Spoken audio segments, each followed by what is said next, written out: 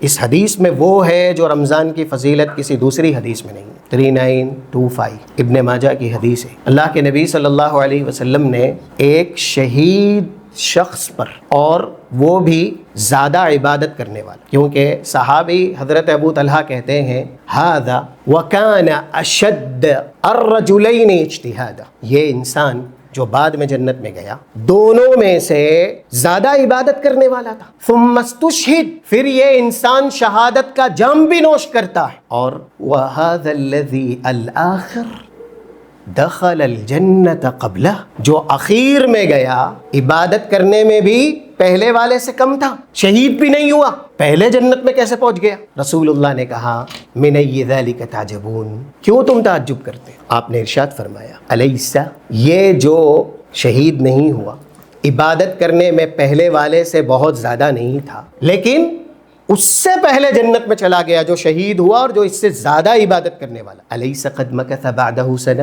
ایک سال رہا۔ یہ ایک رمضان کی فضیلت کی دلیل ہے۔ ایک رمضان انقلاب کے لیے، اپنے آپ کو بدلنے کے لیے، جنتی بنانے کے لیے، دوزخ سے بچانے کے لیے کتنا کافی ہے، یہ دلیل سنیے، یاد رکھ لیجیے۔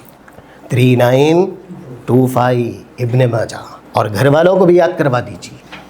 رسول اللہ صلی اللہ علیہ وسلم ارشاد فرماتے ہیں فَأَدْرَكَ رَمَضَانَ وَصَامَ صِيَامَهُ، اس نے ایک سال زندگی زیادہ گزاری شہید والے انسان سے، اور جب ایک سال یہ رہا زیادہ تو ایک رمضان بھی پایا، اس نے روزے بھی رکھے۔ فَمَا بَيْنَهُمَا أَبْعَدُ مِمَّا ما بین السماء والارض، ان دونوں کے مرتبے میں اتنا ہی فاصلہ ہے جتنا کہ زمین سے لے کر کے آسمان کے بیچ میں۔ کیوں؟ ایک سال رہا ہے، اس نے ایک رمضان پائے۔ ایک رمضان جو شہید ہوا ہے عبادت کرنے میں زیادہ ہے، اس پر اتنی فضیلت دلا رہا ہے۔